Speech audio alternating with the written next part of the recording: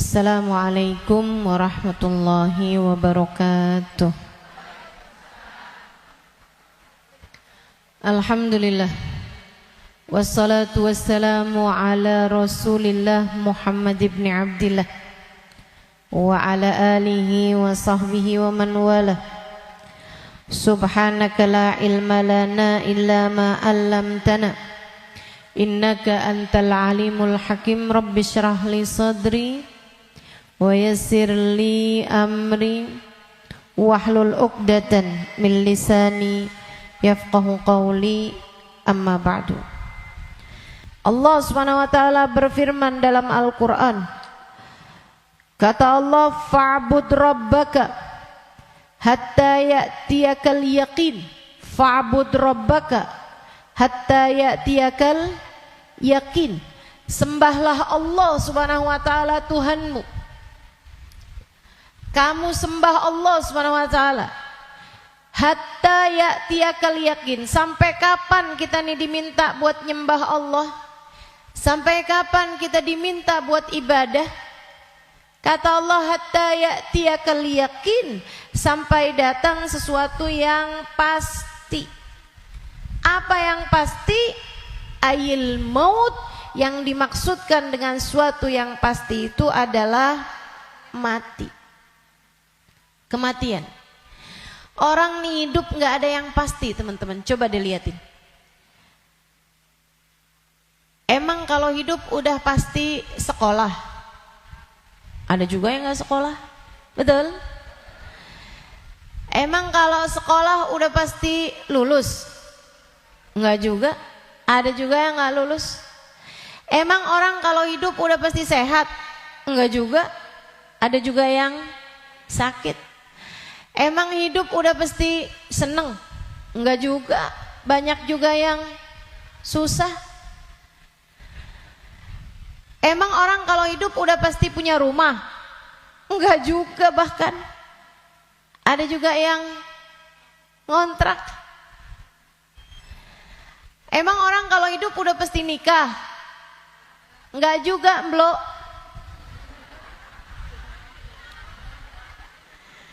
Perhatian buat para jomblo.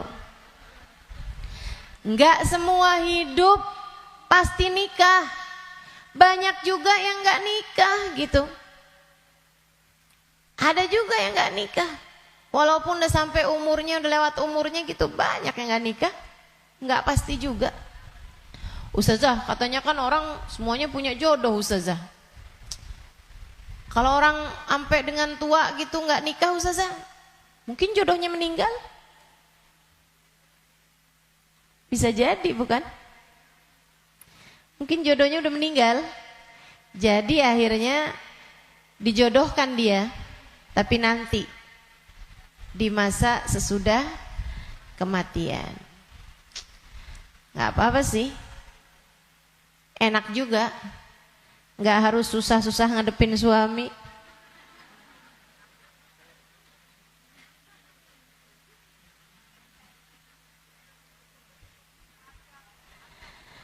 Tapi yang nikah juga enak juga sih. Ya kan? Betul?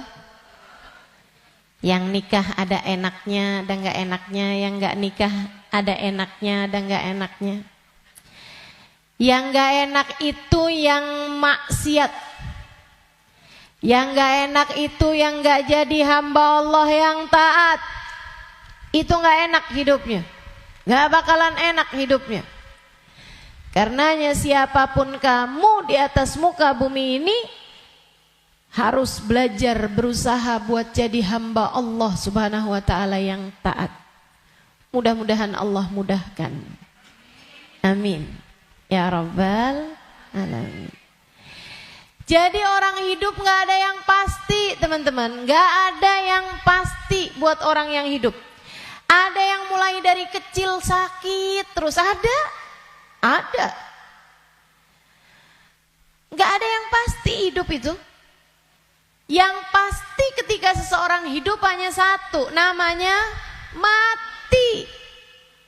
Kalau kamu diberi kehidupan, maka satu waktu nanti kehidupan tersebut akan diambil kembali oleh Allah Subhanahu wa taala. Sebab memang hidup di dunia, begitu kamu diberi kehidupannya, udah pasti kamu akan berjumpa dengan kematian. Enggak ada yang pasti dalam hidup selain mati. Nah, kalau emang yang pasti itu mati, ngapain sisa hidup enggak dipakai buat berbekal menuju sesuatu yang pasti? Ngapain bekalannya untuk sesuatu yang enggak pasti? Misalnya nih, kamu umur-umur tamat SMA, umur-umur 15. Kalau kamu berpikir bahwa saya umur segini berarti udah deket lagi mau nikah, bekalan menuju nikah. Misalnya, apa yang kamu kerjakan? Hidung kurang mancung, mancungin alis kurang nyelirit, kurang bulan sabit, kamu sabitin alis kamu. Bibir kurang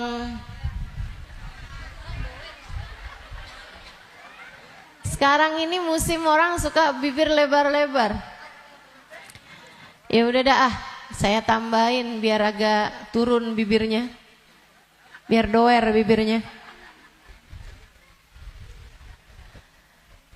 Kalau kamu berpikir bahwa kamu akan menuju kepada kematian, kalau kamu berpikir kamu akan menuju kepada pernikahan, kamu kemudian berbekal menuju ke arah sana.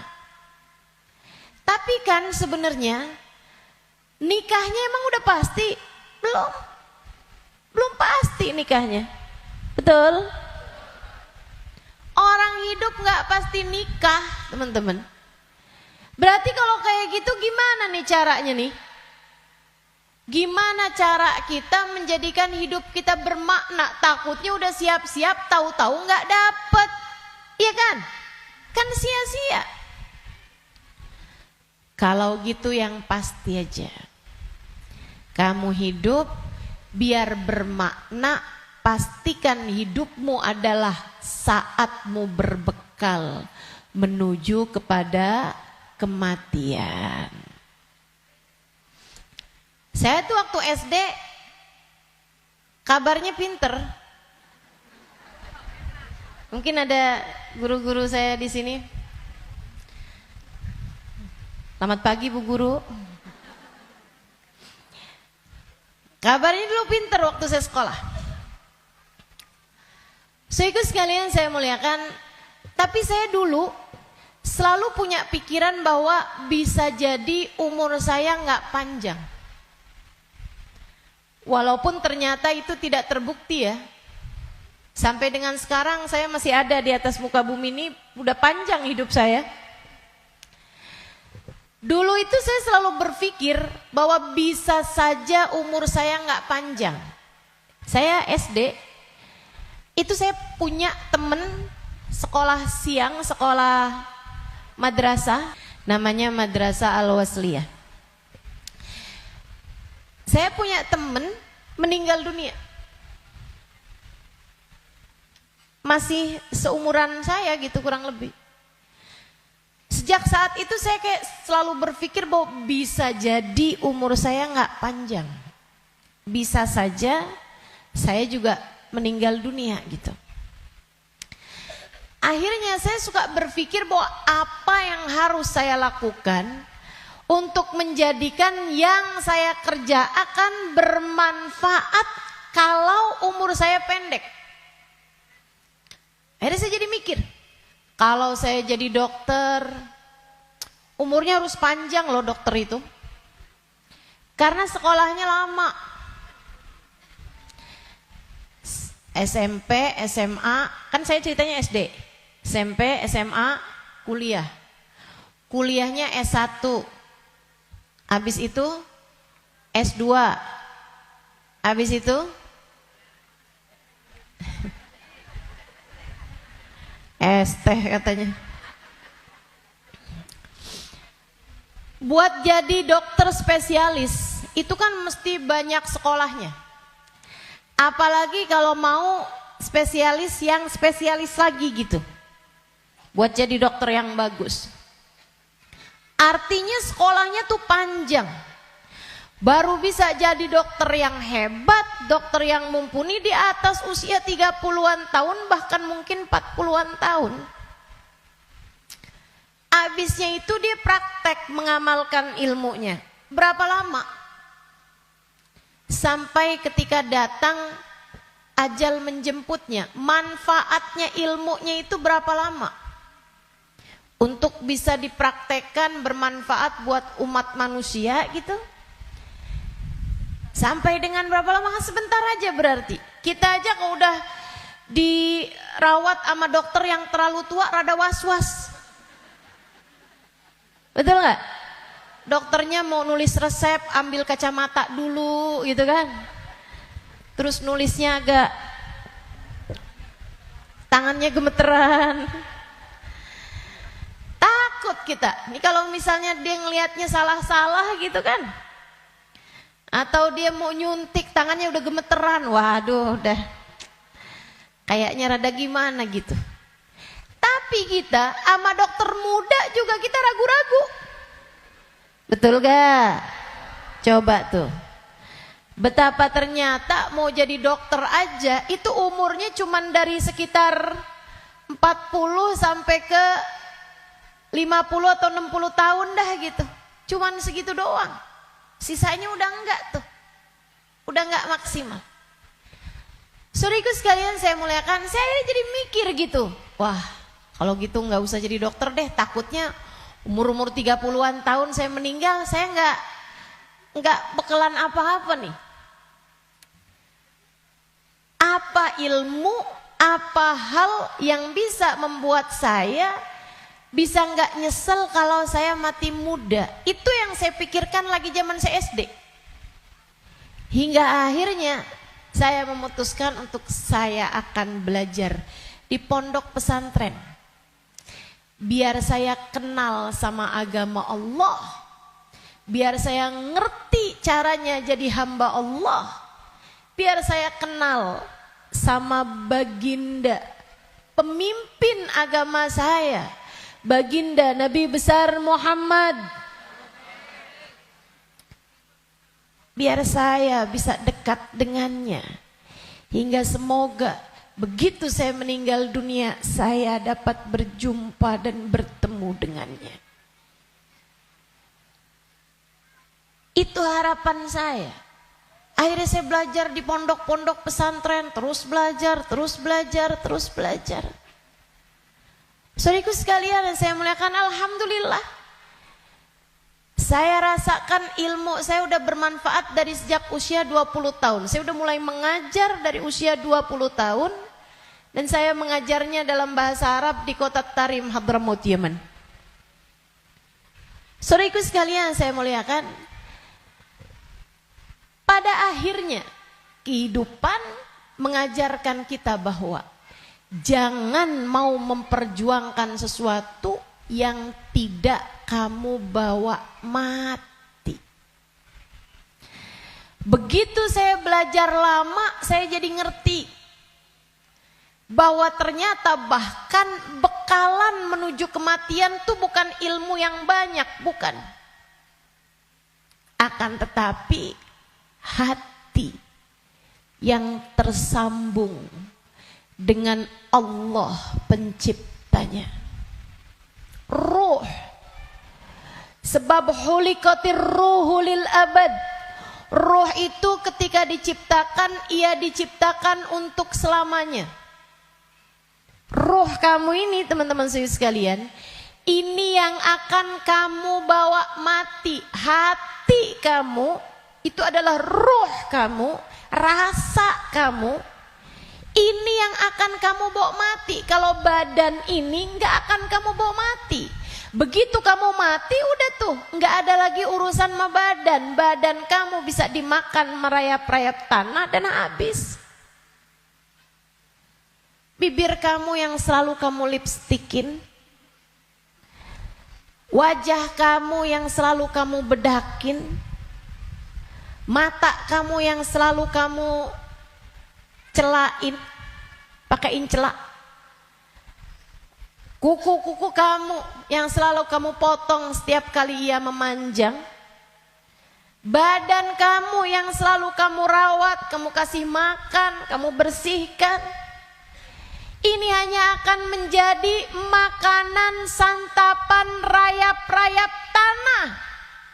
Ulat-ulat tanah nanti akan masuk ke lubang-lubang hidungmu. Ia akan masuk dalam seluruh anggota tubuhmu dan kamu habis. Makanya katanya Sayyidina Ali bin Abi Thalib, siapa yang kerjanya buat badannya, siapa yang hidupnya hanya mementingkan urusan tubuhnya, silakan cari pahalanya kepada rayap-rayap tanah. Silakan minta balasannya kepada rayap-rayap tanah. Ulat-ulat tanah, mereka yang senang banget, wih mulus, ih badannya bagus, enak banget nih kita makannya, katanya gitu. Saudariku sekalian yang saya muliakan, bukan untuk itu kamu diciptakan, bukan untuk itu kamu diciptakan. Yang aslinya dari diri kamu adalah ruhmu, yang sejatinya pada dirimu tidak akan terpisahkan adalah hatimu. Ala inna fil jasadi mudghah, idza salahat salahal jasad kullah, wa idza fasadat fasadal jasad kullah. Ketahuilah di dalam tubuh manusia terdapat segumpal darah, disebut hati. Jika bagus, bagus semuanya, jika rusak, rusak semuanya. Ketahuilah segumpal darah tersebut adalah hati. Disitulah ruh ditiupkan. Disitulah ruh sejatinya berada, meskipun mengalir sampai ke seluruh tubuh kita. Ruh itu dihembuskan saat janin badanmu itu berusia 4 bulan dalam rahim ibu kamu, ditiupkan lewat ubun-ubun. Makanya Bu, ketika Allah menciptakan batok kepala kita, itu semuanya udah full kecuali ada satu lubang kecil di ubun-ubun. Makanya kalau anak bayi ubun-ubunnya masih lembut, tulangnya belum keras, karena asalnya memang bolong. Kenapa Allah bolongin? Buat niupnya ruh, ditiupkannya ruh saat usia 4 bulan tuh dari situ. Ruhnya dimasukin, ditiupkan oleh malaikatnya Allah Subhanahu wa taala.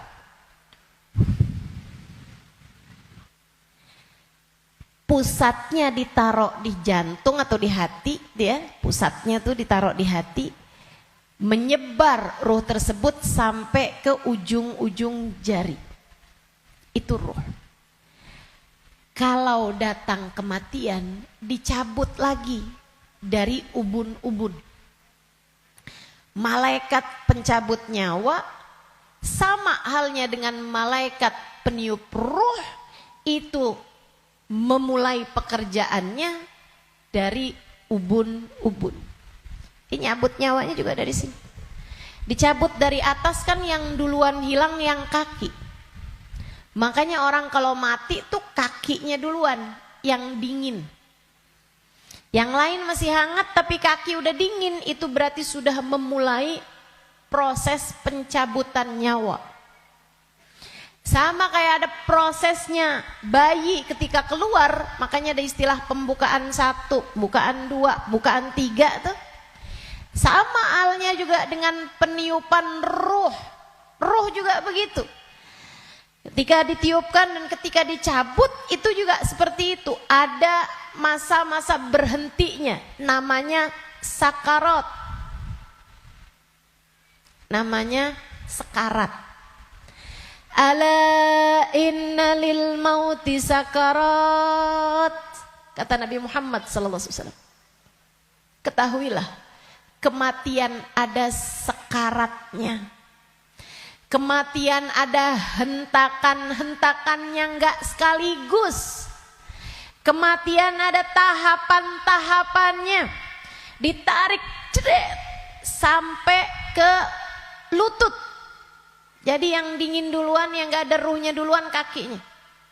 Tarik lagi sampai ke pusar.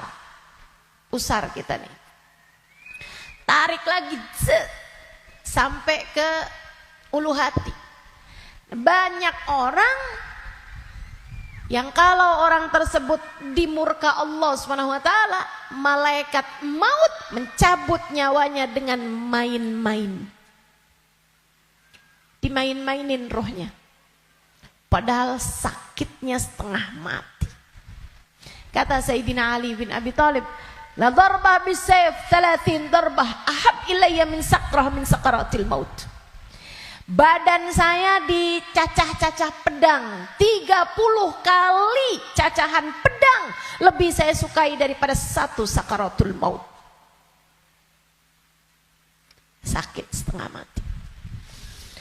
Buat orang yang suka main-main dalam hidupnya, ada banyak di antara mereka yang ketika ajal datang menjemputnya, malaikat maut memain-mainkan saat pencabutan nyawa.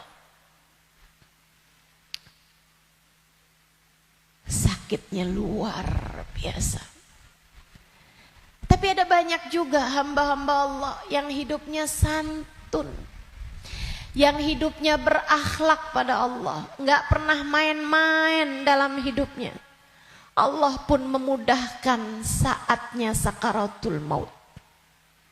Kayak doa orang-orang tua kita, Allahumma hawwin alaina fi sakaratil maut wan najata minan nar. Ya Allah, ringankan saatnya sakaratul maut. Dia nggak bilang, ya Allah jangan ada sakaratnya dong buat kematian saya. Nggak bisa gitu.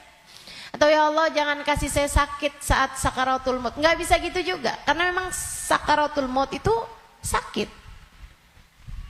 Emang pasti sakit. Jadi yang diminta adalah Allahumma khaffif alaina fi sakaratul maut. Ya Allah ringankan sakitnya sakaratul maut. Apa yang bisa meringankan? Maksudnya ringannya tuh gara-gara apa? Kalau kamu tanya sama saya, Ustazah, ringannya sakaratul maut tuh gara-gara apa? Saudaraku sekalian, sesuatu itu sakit bisa jadi ringan itu karena dua hal. Satu, karena memang sakitnya itu levelnya jadi ringan. Kan begitu? Sakit kan ada level-levelnya. Memang Allah jadikan sakitnya itu ringan, jadi berkurang sakitnya, itu banyak yang seperti itu. Sehingga sakaratul mautnya kayak nggak sakarat gitu. Karena sama sekali nggak kesakitan. Ada yang begitu, memang diringankan sama Allah SWT. Level sakitnya memang diturunkan oleh Allah SWT, semacam itu. Atau yang kedua, Allah alihkan fokusnya. Sehingga dia jadi kayak nggak berasa sakaratul maut. Karena Allah memalingkan fokusnya bukan kepada sakitnya, tapi kepada sesuatu yang lain. Apa? Allah palingkannya dengan apa? Yang paling indahnya, yang paling enaknya adalah dengan dihadirkannya baginda Nabi besar Muhammad sallallahu alaihi wasallam di saat sakaratul maut tersebut. Sakit, tapi enggak jadi terasa sakitnya sebab ia bisa lihat Nabi Muhammad. Sebab dihadirkan Nabi Muhammad untuknya. Sakit, tapi ya enggak terasa. Gimana coba? Gimana sakitnya mau terasa kalau kamu bisa ketemu Nabi Muhammad? Nabi Muhammad misalnya berkata kepadamu, selamat datang wahai umatku. Ya udah nggak ada lagi rasa sakitnya teman-teman. Udah jadi indah semuanya. Banyak yang begitu juga. Kekasih berjumpa dengan kekasihnya di saat sakaratul maut. Banyak. Kita ustazah gak tahu deh. Minta aja. Doa aja. Walaupun gak pantas. Biar gak nyesel. Betul gak? Betul gak? Mau doa tapi rasanya kayak gak pantas gitu ustazah. Orang kayak saya kematiannya dijemput sama Nabi Muhammad. Emang gak pantas. Yang kayak kamu ngomongin orang. Yang kayak kamu kalau sholat berantakan. Betul? Ngarepin kematiannya dijemput sama Nabi Muhammad. Siapa kamu? Betul gak? Sama. Saya juga berpikir hal yang sama denganmu. Siapa saya? Sampai saya berharap kematian saya dijemput sama Nabi Muhammad. Tidak ada di antara kita yang pantas. Gak ada di antara kita yang layak. Gak ada. Gak ada. Tidak saya, tidak kamu, sama. Sama. Tapi kita tetap berdoa, kita tetap meminta kepada Allah Subhanahu wa taala. Kali-kali aja doa kita diijabah. Ya siapa tahu ya kan? Siapa tahu. Soalnya takut kalau nggak minta nyesel. Sebab Nabi Muhammad itu dermawan. Sebab Nabi Muhammad itu dermawan. Kadang-kadang orang kalau dermawan tuh kita nggak bisa kira. Tahu-tahu memberi lebih dari yang kita minta. Itu sakaratul maut. Nanti habis cabut tuh dari pusar sampai ke dada. Dada, hati, itu teman-teman pusatnya. Allati tattali'u alal afidah. Sampai ketika roh tersebut nyampe di afidah, nyampe di dada, tempatnya hati kita itu, pusatnya. Makanya orang kalau ngerasa sakit hati pasti pegang dadanya gitu. Nggak ada yang pegang kepalanya, sakit hati saya, nggak ada. Apalagi pegang kaki, sakit hati saya, nggak ada. Pasti bilang sakit hati saya gitu, yang dipegang dada. Karena memang tempatnya ruh, pusatnya itu adanya di situ. Hati kita. Itu sakaratul maut paling sakitnya tuh di situ, karena sumbernya tuh di situ. Baru kemudian dicabut lagi sampai ke ghargharah, sampai ke leher. Kau udah nyampe di ghargharah, hakikat kamu akan ditampakkan. Saat itulah kamu dibukakan langit, bisa lihat tempat balik kamu tuh surga atau neraka. Dan itu bisa terjadi tahun depan. Dan itu bisa terjadi bulan depan. Untukmu atau untukku. Itu bisa jadi di waktu yang masih sisa panjang, bisa jadi juga sudah tinggal sedikit lagi waktumu untuk merasakan apa yang disebut dengan sakaratul maut ini. Semuanya pasti ngalamin. Semuanya nggak ada yang bisa lari. Saat ghargharah, saat nyawa udah sampai di tenggorokan, dibukakan pintu demi pintu, kata Nabi Muhammad. Ketika Nabi bercerita kepada Sayyidah Aisyah, ya Aisyah, man ahabba liqa Allah, ahabballahu liqa'ah. Wa man kariha liqa Allah karihallahu liqa'ah. Wahai Aisyah, siapa yang senang saat perjumpaannya dengan Allah, Allah pun senang berjumpa dengan dia. Siapa yang benci berjumpa dengan Allah, Allah pun benci berjumpa dengan dia. Ya Rasulullah, walakinnana nakrahul maut. Bukannya semuanya takut memati Rasul. Takut kan gak senang. Bukankah kita semuanya takut mati Rasul? Kalau takut mati kan artinya kita gak senang. Kalau kita gak senang, Allah gak senang juga dong ketemu kita. Gak gitu Aisyah.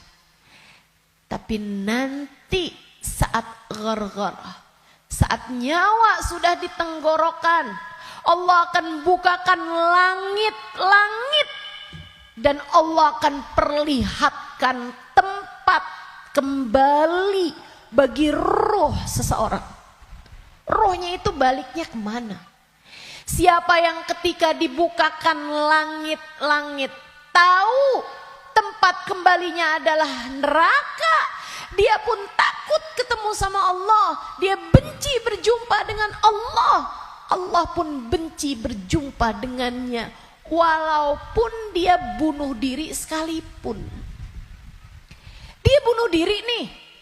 Pengen mati kan orang bunuh diri. Tapi begitu ruhnya sampai di tenggorokan, begitu dia lihat tempat kembalinya adalah neraka, dia pun takut, kepengen gak jadi bunuh diri. Dia pun pengen balik hidup lagi. Karena dia lihat ternyata tempat kembalinya adalah neraka yang sangat menakutkan. Dia benci berjumpa dengan Allah. Allah pun benci berjumpa dengannya. Sebaliknya, orang mukmin, orang yang tawadhu, orang yang hidupnya buat nyari Allah, walaupun sebenarnya takut, walaupun sebenarnya ngeri, tapi saat langit dibuka, dia diperlihatkan bahwa tempat kembalinya adalah surga.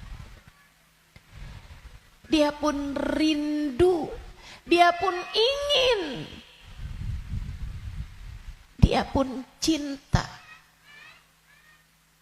untuk berjumpa dengan Allah. Dia pun bahagia, dia sukacita berjumpa dengan Allah.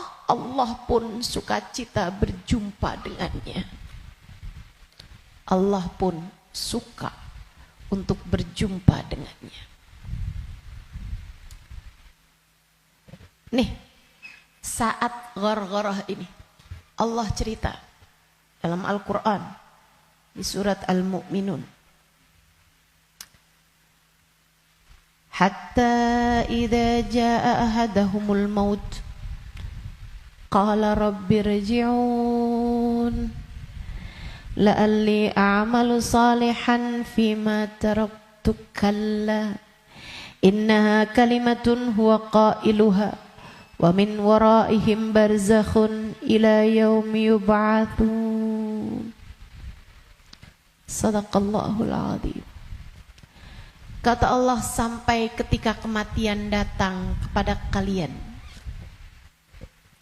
ketika roh sampai di tenggorokan, dia akan berkata, Rabbirji'un, balikin saya lagi ya Allah, balikin saya lagi ya Allah. Setahun, biarkan saya tinggal lagi di dunia setahun ya Allah.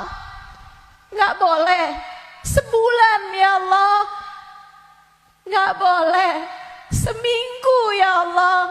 Minggu depan deh ya Allah, matinya minggu depan aja. Gak boleh minggu depan, sehari ya Allah.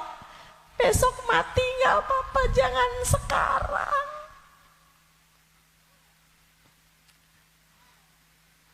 Gak boleh sejam ya Allah, sejam. Sejam lagi matinya ya Allah, balikin lagi ya Allah. Rabbirji'un la'alli a'malu salihan fima taraktu. Saya akan segera bagi-bagi harta saya buat sedekah. Saya akan segera sholawatan kepada Nabi Muhammad.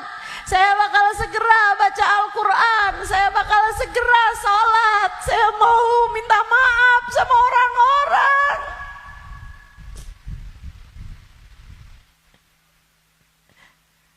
Saya mau minta maaf sama orang-orang. Sisakan untuk waktu walaupun 1 jam.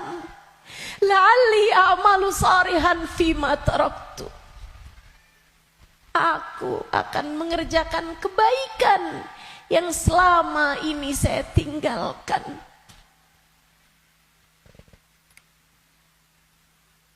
Apa jawab Allah?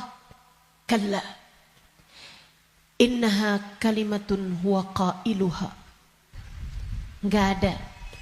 Sekarang kalimatmu itu hanya jadi omong kosong belaka. Enggak ada ceritanya kamu dikabulkan. Waktunya sudah habis. Game over. End. Udah habis. Kamu gak punya nyawa cadangan. Kamu gak punya hidup simpanan. Kamu tidak sedang dalam masa percobaan. Begitu kamu masuk usia balik, semua sudah mulai tercatat untukmu. Tak ada lagi waktu untuk kembali. Innaha kalimatun huwa qailuha. Itu hanya sekedar kalimat disampaikan begitu aja. Kamu minta balik, enggak ada ceritanya. Wa min waraihim barzakhun ila yaumi yub'atsun. Sekarang waktunya kamu hidup di alam barzakh sampai hari kiamat datang. Dah tuh. Gak bisa balik lagi. Makanya serem sama kematian teman-teman. Karena dekat. Aqrab ghaib yuntadhar. Kata Nabi Muhammad. Perkara gaib yang paling dekat sama kita kematian. Si ini meninggal, si itu meninggal, si itu meninggal, si itu meninggal. Semua meninggal. Maka sebagaimana kamu melihat satu hari ada jenazah diangkut, satu waktu jenazah kamu yang diangkut. Sebagaimana kamu lihat ada nama seseorang, kamu dengar nama seseorang diumumkan di masjid, satu waktu namamu yang akan diumumkan di masjid. Kamu lihat satu hari ada nama seseorang muncul dengan ucapan berbelasungkawa, turut berduka cita. Yang ada di Instastory orang-orang, satu waktu nama kamu yang akan ditulis di situ. Sebagaimana ada broadcast di grup-grup WhatsApp yang menuliskan nama-nama orang dengan ucapan meninggal dunia, satu waktu akan ada namamu yang ada di situ. Inna lillahi wa inna ilaihi roji'un. Turut berduka cita atas meninggalnya Halimah binti Utsman al-Idrus. Akan ada waktunya. Semua akan ada waktunya. Semua akan ada gilirannya. Pasti tanpa terkecuali. Kamu akan datang giliranmu. Pasti tanpa terkecuali. Kamu bakal mati, Bu. Kamu akan mati, Dek. Kamu bakal mati, Nak. Pasti. Masalahnya tinggal, akankah Allah berkenan menerimamu? Saya tuh dulu suka liatin tulisan kalau ada orang meninggal dunia. semoga rohnya diterima di sisi Allah. Saya suka mikir gitu. Ya masa ditolak? Ya diterima lah. Fakta membuktikan. Kita nggak pernah lihat ada orang habis meninggal dunia terus balik lagi. Lah, bukannya kamu seminggu yang lalu meninggal? Oh, nggak diterima. Pernah? Nggak pernah. Ya saya suka pikir gitu. Ya diterima lah.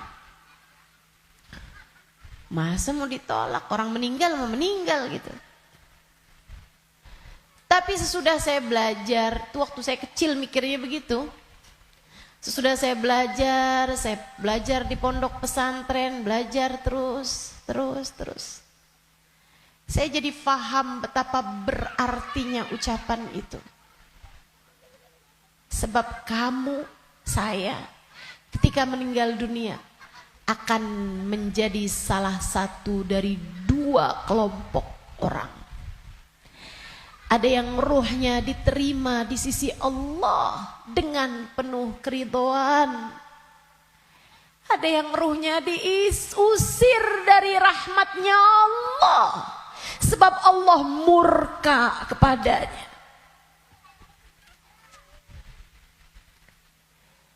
Kalau waktu hidup kayak gini nih, kamu lagi punya perlu, kamu datang ke rumah saudaramu, ditolak dari yang satu, bisa kamu datang ke tempat saudaramu yang lain.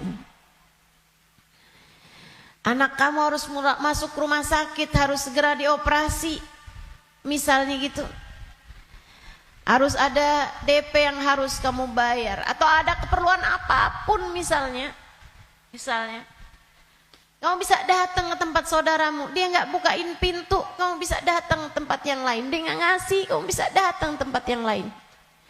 Kamu misalnya mau bikin kopi, gulanya nggak ada, misalnya gitu. Kamu bisa datang ke tempat saudara kamu, sebelah kamu, tetangga kamu. Nggak dikasih, nggak dibukain pintu, atau dibilang nggak ada misalnya. Bisa lagi ke tempat saudaranya, tempat sebelahnya. Orang hidup ini andai ditolak dari yang satu, kita masih punya pilihan tempat yang lain. Seapa-apanya masih ada pilihan tempat yang lain. Tapi kalau kamu meninggal dunia, kamu hanya akan menjadi wa inna ilaihi raji'un, hanya akan kembali kepada Allah Subhanahu wa taala. Kalau pintu rahmatnya Allah tertutup darimu, kalau kamu diusir dari kasih sayang Allah Subhanahu wa taala, Allah tidak berkenan menerimamu, kemana kiranya kamu akan pergi? Terusir dari pintu rahmatnya Allah, kamu mau kemana? Bu, Kak, Dek, Nak, saya sampaikan ini dengan sungguh-sungguh. Jangan pernah mau main-main dalam hidupmu. Jangan main-main sama hidup. Sebab selama kamu hidup, kematian masih akan membayangi. Dan begitu datang kematian sementara Allah belum ridho kepadamu, sangat mungkin rohmu tidak diterima Allah, hingga Allah pun mengusirmu dari pintu rahmatnya, dan kamu dikembalikan kepada lembah kemurkaannya.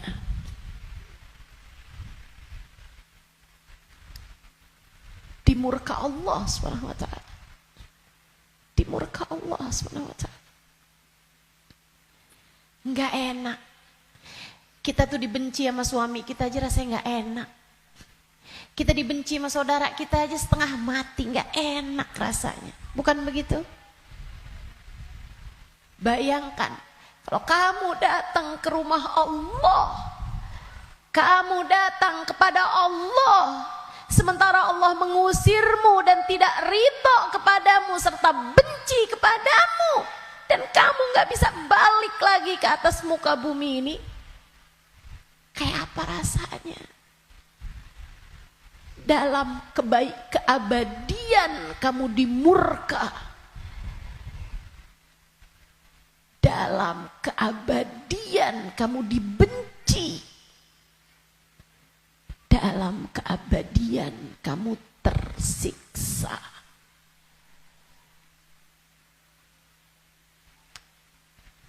Nggak akan sabar, nggak akan sabar.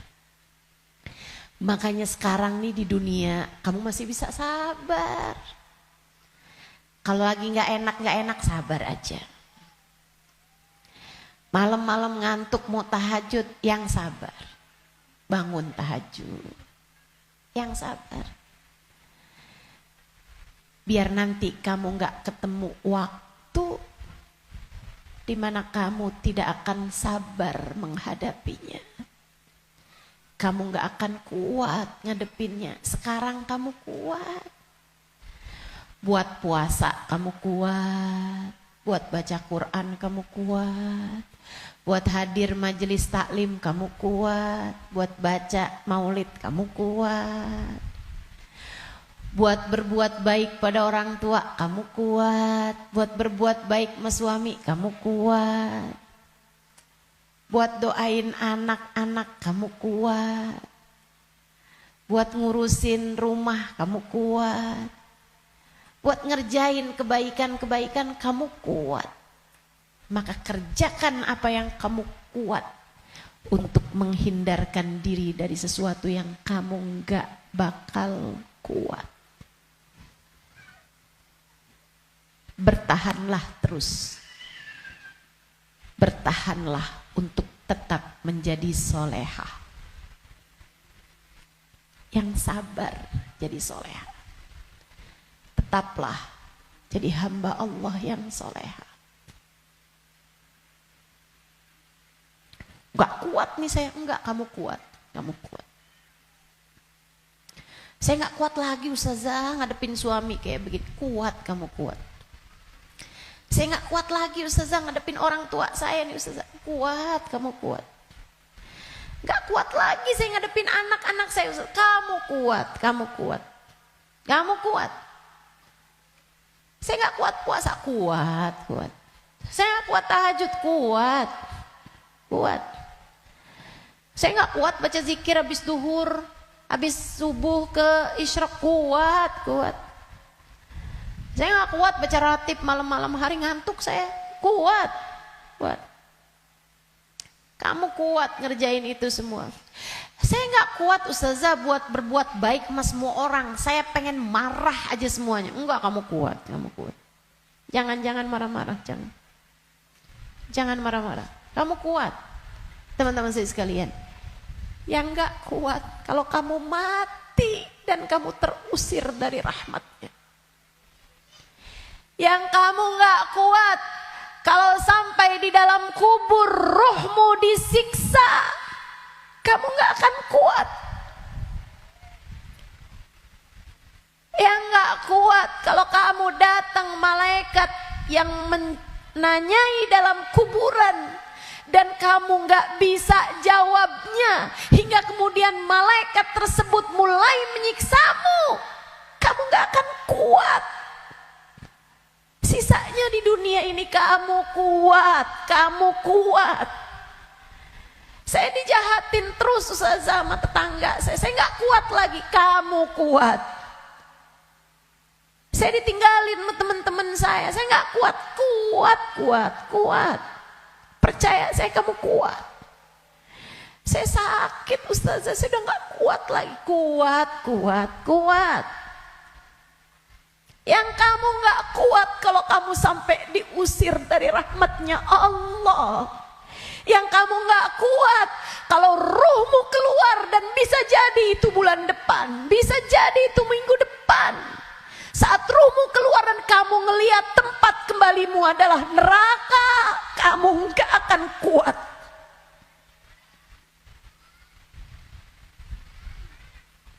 Gak akan kuat. Saat kamu berkata, Rabbirji'un la'alli a'malu salihan fima taraktu. Ya Allah, balikin saya ke dunia ya Allah. Balikin saya, kasih saya hidup lagi ya Allah. Itu yang kamu gak akan kuat. Sekarang di dunia semuanya kamu kuat jalaninnya. Kuat. Kamu mampu. Kamu bisa bertahan untuk tetap menjadi solehah. Percaya saya. Saya sangat miskin Ustazah, saya udah gak kuat lagi hidup di dunia ini. Kamu kuat, kamu kuat. Saya ambil utang aja Ustazah dipinjol, saya udah gak kuat lagi. Kamu kuat, jangan utang. Jangan utang. Jangan ambil utangan. Apalagi pakai riba. Lebih kamu nanti tambah rusak jalannya, tambah salah hidup kamu. Kamu kuat menjalani kehidupan di atas muka bumi ini teman-teman. Yang kamu gak kuat kalau sampai mati Allah murka padamu. Kamu gak akan kuat. Maka yuk berbekal. Dengan apa berbekalnya? Satu, hidup yang benar. Tetaplah istiqomah. Sholat jangan ditinggal. Ibadah jangan ditinggal. Apa yang kamu bisa kerjain, kerjain. Sedekah biar kata sedikit jangan ditinggal. Saya orang miskin Ustazah, saya nggak bisa sedekah banyak-banyak. Tapi kamu masak, banyakin kuahnya kata Nabi. Bagiin tetangga, kasihin tetangga kamu pas kamu lagi masak. Saya nggak bisa sedekah Ustazah. Tapi kamu masak nasi, masak. Pakai sambal, iya. Apa? Tempe goreng, banyakin, sisain dikit buat tetangga kamu, kasih buat orang yang susah, juga yang ada di sekitarmu.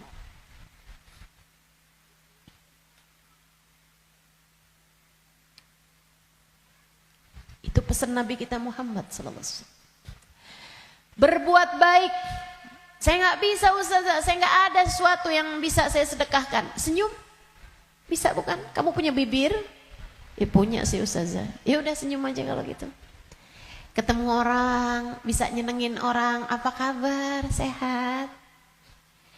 Atau saat kamu bangun di waktu malam, kamu angkat tanganmu, kemudian kamu bilang, ya Allah, sayangi tetangga-tetangga saya ya Allah, sayangi teman-teman saya ya Allah. Ampuni dosa-dosa mereka ya Allah, orang di kampung saya ya Allah, ampuni dosa-dosanya ya Allah. Sedekah kamu buat mereka. Kebaikan kamu buat mereka. Berbuat baik. Semampu yang kamu bisa, sebisa yang kamu mampu. Apaan aja. Apaan aja. Bahkan sekedar kalimat pujian buat suami kamu. Alhamdulillah kamu sehat, saya senang kalau kamu udah sehat. Kata-kata yang enak gitu. Jangan sakit lagi ya, saya kesian kalau lihat kamu sakit. Saya sayang sama kamu. Kalimat yang enak. Ganti deh, ganti kalimat-kalimat yang gak enak. Udah sehat kan, berarti bisa kerja lagi kan. Susah kalau kamu sakit nih. Terus kita mau makan apa kalau kamu sakit terus-terusan? Gak enak banget sih kalimatnya. Kamu bakal mati. Maka pilihlah kalimat yang gak jadi penyesalan bagimu sesudah kematianmu. Yang bagus ngomongnya, yang bagus. Jangan sakiti hati orang. Iya Kak? Bu? Dek? Ucapanmu kepada orang tuamu nak yang bagus, yang bagus. Mama yang sehat ya Ma. Mama yang sehat. Enggak kok, Mama gak pernah ngerepotin. Saya seneng ada Mama. Tetaplah sehat Ma. Tetaplah kuat Ma. Yang bagus ngomongnya. Nanti nyesel kalau kamu yang pergi atau mamahmu yang pergi.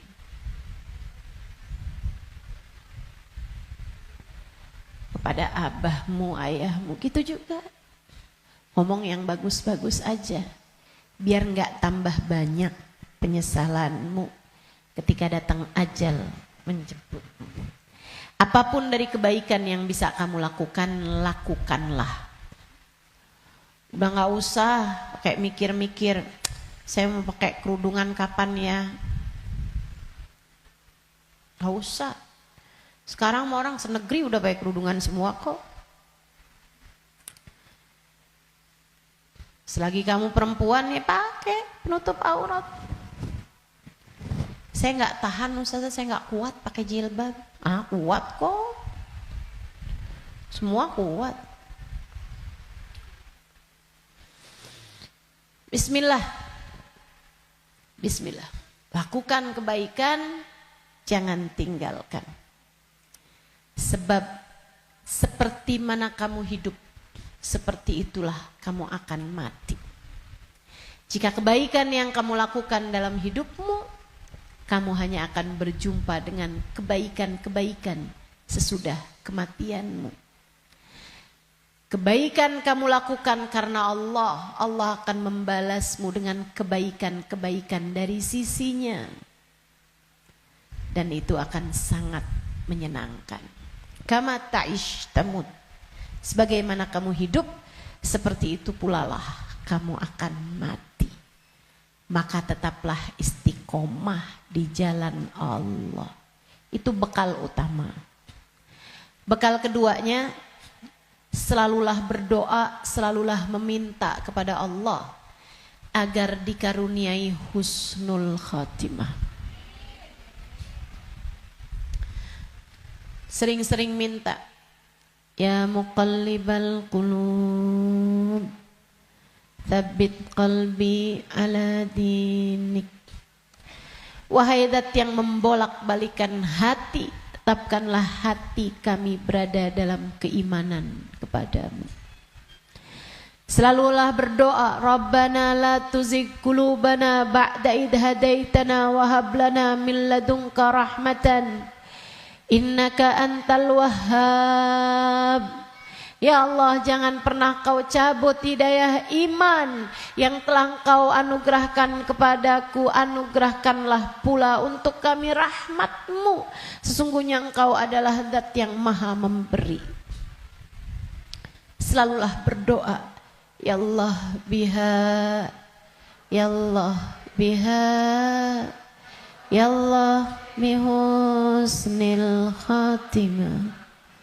Ya Allah biha, ya Allah biha, ya Allah bihusnil khatimah. Ya Allah, aku mohon padamu, ya Allah, aku minta padamu husnul khatimah, ya Allah. Akhir kehidupan yang baik. Kematian dengan membawa iman, kematian sedangkan kau berkenan menerima kami, ya Allah. Terus doa, terus minta sama Allah. Sebab la yarudul qada illa doa. Tidak ada yang dapat menolak takdir buruk selain doa. Doa terus, doa terus, doa terus. Kalau ada waktunya doa tuh, kayak lagi majelis, kemudian silakan berdoa, silakan sampaikan hajatmu. Habis sholat, jangan dulu langsung bangun, sebelum kamu berzikir kemudian berdoa, kan begitu. Nah kalau doa jangan minta dunia mulu teman-teman. Kalau semua doa mau minta dunia, habis dunianya selesai kamu bawa apa? Kamu punya apa? Minta juga. Urusan akhirat malah justru jauh lebih penting daripada meminta urusan dunia yang akan kamu tinggalkan begitu kamu mati. Jangan kalau doa yang diminta duit lagi, duit lagi. Jangan kalau doa yang diminta jodoh lagi, jodoh lagi. Atau biar hati suami nggak berpaling, itu aja yang kamu minta. Biar suami nggak poligami, ustazah, itu terus doa saya ustazah. Bukan hanya itu yang kamu perlukan, teman-teman. Doa urusan dunia tuh kalau bisa sekedarnya aja. Karena hidup di dunia ini qalil, sedikit, katanya Imamul Haddad, tabalagh bil qalili minal qalili. Bekelan dunia ini sedikit aja lah, karena dunianya itu emang sedikit. Dikit lagi juga mati. Kalau doa itu yang kiranya kamu gak nyesel begitu kamu masuk ke dalam alam kubur. Doanya minta apa? Minta husnul khotimah. Doa minta Allah ridha, minta biar Allah selamatkan. Minta biar Allah bahagiakan kalau kamu ada di dalam kuburan. Minta biar Allah bahagiakan ketika nanti kamu di padang mahsyar. Jadi begitu ajal datang menjemputmu, kamu masih punya simpenan dari doa-doa yang belum diijabah Allah SWT, yang belum kamu rasakan ijabahnya. Begitu kamu mati, kamu udah punya simpenan doa buat mahsyar. Begitu kamu mati, kamu udah punya simpenan doa buat kubur. Begitu kamu mati, kamu udah punya simpenan doa buat kiamat. Begitu kamu mati, saat di padang mahsyar dibangkitkan, kamu udah punya simpenan doanya. Tinggal tunggu ijabahnya. Nah kalau doanya belum pernah kamu doain, gimana mau ngarepin ijabahnya? Nah kamu gak pernah minta. Ya Allah, kubur saya ya Allah, saya sekarang maunya kubur saya biar seneng ya Allah. Ternyata kok gak seneng. Kata Allah, nah kamu gak pernah minta. Di dunia yang sering mintanya, biar nanti kamu dapat ijabahnya. Di dunia yang sering minta, ya Allah, jadikan kami ada dalam rombongan Nabi Muhammad. Jadikan kami ada dalam rombongan umat Nabi Muhammad, ya Allah. Jangan cuma di majelis maulid aja doanya. Saat tahajud tuh kamu doa, minta ya Allah, nanti di akhirat ya Allah, jadikan saya ada dalam rombongan Nabi Muhammad. Biar nanti begitu kamu mati, kamu udah punya simpenan doanya. Tinggal nunggu ijabahnya. Kata Allah, ud'uni astajib lakum, mintalah, niscaya akan aku beri. Jadi di akhirat kamu tinggal nungguin saat doamu diijabah. Sebab kalau kamu mintanya nanti gitu kan di akhirat, ya itu tadi kata Allah, innaha kalimatun wa qailuha. Kalimatmu tuh gak ada artinya lagi. Gak ada maknanya lagi. Sebab akhirat bukanlah tempat berbuat. Dunia nih tempatnya berbuat. Akhirat hanyalah tempat untuk dibalas. Kalau saatmu di dunia kamu hanya minta dunia, apa yang kamu persiapkan buat sesudah kematianmu? Simpenin doa-doa yang banyak buat akhirat, karena akhirat itu jauh lebih panjang, jauh lebih penting, jauh lebih berarti, jauh lebih bermakna. Dunia ini hanya sebentar, teman-teman. Jangan sampai nyesel. Jangan sampai nyesel. Doa. Doa tidak pernah hanya sekedar, itu adalah semua yang kamu perlukan. Kita semua perlu doa. Semua perlu doa. Makanya banyak-banyak doa. Minta sama Allah agar kehidupan kamu sesudah kematian menjadi kehidupan yang menyenangkan. Amin ya Rabbal. Satu tadi istiqomah taat, bekal menuju kematian ya. Yang kedua tadi apa? Doa. Yang ketiga, teman-teman saudariku sekalian,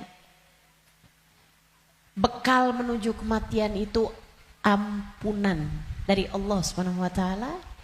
Itu bisa kamu dapat dengan memohon ampunan, beristighfar dan bertaubat, meninggalkan dosa-dosa. Kamu mau berbekal menuju kematianmu, tinggalin dosa. tinggalin dosa. Tinggalin dosa. Udah deh, ucapkan selamat tinggal buat dosa-dosa. Adik-adik yang sudah umur 20-an tahun, belum datang jodoh, Ustazah saya pacaran ya. Jangan. Kenapa Ustazah? Dosa. Tinggalin dosa. Kamu belum tentu punya waktunya buat taubat. Kamu belum tentu sisa waktumu itu mencukupi untuk kamu bertaubat.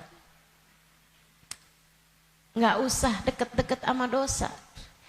Ya Ustazah, kalau nggak pacaran kita nggak nikah Ustazah. Siapa bilang? Banyak kok orang-orang nikah nggak pakai pacaran. Dan banyak juga orang pacarannya sama siapa, nikahnya sama siapa. Betul? Betul? Ngapain kamu menghabiskan energi, menghabiskan rasa hanya untuk menjaga jodoh orang? Ngapain? Udah jauh lebih aman kamu gak usah jagain jodoh orang. Kamu jagain hidup kamu sendiri. Sebab yang akan mendapatkan balasannya adalah dirimu sendiri. Dek, Nabi Muhammad tuh seneng sama pemuda-pemuda yang taat. Lebih daripada senengnya Nabi Muhammad sama orang-orang tua yang taat. Jadi kamu gak usah nunggu tua buat taat. Kamu gak usah nunggu tua buat deket sama Nabi Muhammad. Justru di saat kamu masih muda, andai pun kamu nanti sampai tua, justru di saat muda nih kesempatan kamu buat deket sama Nabi Muhammad. Sebab Nabi senang sama pemuda-pemudi yang hidup dalam menjalani taat kepada Allah Subhanahu wa taala. Dijanjiin barengan sama Nabi Muhammad. Dijanjiin ada dalam naungan di bawah arasnya Allah. Di saat tidak ada naungan kecuali naungan Allah. Syab nasya fi taatillah. Pemuda, pemudi, laki-laki, perempuan, muda yang hidup dalam taat pada Allah Subhanahu wa taala. Kamu umur masih 17 tahun tapi sudah istiqomah tahajud. Nabi cinta padamu. Kamu umur masih 17-18 tahun akan tetapi kamu istiqomah baca Al-Quran. Nabi cinta padamu. Umur masih belasan tahun tapi kamu udah punya zikiran yang kamu istiqomahkan baca. Kamu udah punya solawatan yang kamu istiqomahkan baca. Kamu bahkan nyaris hafal kitab-kitab maulid yang berisi sejarah hidupnya Nabi Muhammad. Fix kamu pantas dicinta sama Nabi Muhammad.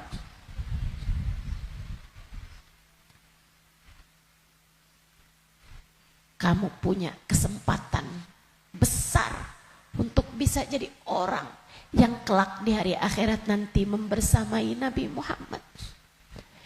Tinggalin dosa, dek, tinggalin dosa. Gak ada pentingnya. Kamu gak akan seneng nantinya sama dosa itu. Kelihatannya kayak bagus tapi bikin sumpek. Kelihatannya kayak enak tapi bikin hati gelap. Kelihatannya kayak membahagiakan padahal itu hanya akan menyusahkan hidupmu saja. Tinggalin dosa. Semua yang ada di sini, yang tua, yang muda, tinggalin dosa, tinggalin dosa. Itu cara kamu biar bisa berbekal menuju kematian yang indah. Yang terakhir, kamu pengen berbekal menuju seindah-indah kematian adalah dengan mencintai orang-orang soleh. Gaulmu itu loh benerin. Gaulnya sama orang bener, biar kamu bisa bener. Sayangnya sama orang bagus di mata Allah, orang soleh, orang solehah. Sayangnya sama ulama, sayangnya sama guru-guru, gitu kan? Sama ustadz, sama ustadzah, sama kiai, sama bunyai, sama habib, sama habibah, muhbabah. Itu bikin kamu bisa jadi orang-orang yang meninggalnya nanti dalam keadaan-keadaan yang indah. Tentu di akhirat kita semuanya ingin dikumpulkan dengan orang-orang baik. Maka kalau kamu di akhirat nanti dikumpulkan orang baik, caranya adalah bersamalah dengan mereka dari sejak di dunia. Bersamalah dengan mereka dari sejak di dunia. Hadirlah di majelis-majelis ilmu, yang seneng dengerin kajian-kajian dari para ulama, yang seneng melantunkan bersama-sama maulid, sholawat, istighfar bareng-bareng, doa bareng-bareng, qiyam bareng-bareng. Kebersamaanmu dengan apapun di dunia akan membuatmu bersama di akhirat nanti dengan orang-orang yang kurang lebih sama. Hadirnya, senangnya di majelis-majelis ilmu, majelis-majelis dzikir, majelis maulid kayak begini, sangat pantas nanti dikumpulinnya di akhirat dengan orang-orang soleh soleha. Kamu pikir orang-orang soleh soleha kumpulnya di mana kalau bukan di tempat-tempat yang semacam ini? Makanya, ayo bismillah, cintai mereka. Andai pun kamu nggak lagi bersama dengan mereka, para ulama-ulama, para hamba-hamba Allah soleh-soleha, tetaplah bersama dengan mereka dalam doa. Saat doa, sertakan hamba-hamba Allah yang soleh-soleha. Guru-gurumu doain, ulama-ulama doain, orang-orang tercinta di sisi Allah doain. Ustazah, kan gak manfaat ya Ustazah. Saya ini kan orang punya banyak dosa, ngapain doain guru-guru saya? Orang-orang taat semua, ahli-ahli ibadah semua, ngapain saya doain? Saya jauh lebih perlu buat didoain sama mereka daripada saya mendoakan mereka. Andai pun begitu, ini masalah keberpihakan. Ini masalah kebersamaan. Ini masalah urusan penautan hati. Teman-teman saudaraku sekalian, saya doakan guru-guru saya doakan Habib Umar bin Hafid, saya doakan Hubabah Nur, saya doakan Habib Zain bin Smith, saya doakan mereka biar hidupnya menyenangkan, biar betah hidupnya di dunia, biar sehat. Saya doakan mereka biar semakin dicinta Allah, semakin disayang Allah. Saya doakan semoga lancar dakwahnya, semoga bahagia hidupnya. Saya doakan. Teman-teman saudaraku sekalian, saya doakan. Walaupun saya yakin saya lebih memerlukan doa mereka daripada doa saya. Apalah arti doa saya untuk mereka? Saya tahu itu. Tapi saya tetap berdoa untuk sebuah keberpihakan. Saya doa untuk sebuah keberpihakan. Saya doa, teman-teman saudaraku sekalian saya muliakan, kamu tahu nggak? Kalau ada artis-artis dunia, aktor-aktor dunia, pemain bola sakit misalnya, yang doain ribuan orang, yang doain bahkan mungkin jutaan orang mendoakan orang tersebut, yang bahkan mohon maaf banyak diantara mereka yang nggak beriman kepada Allah.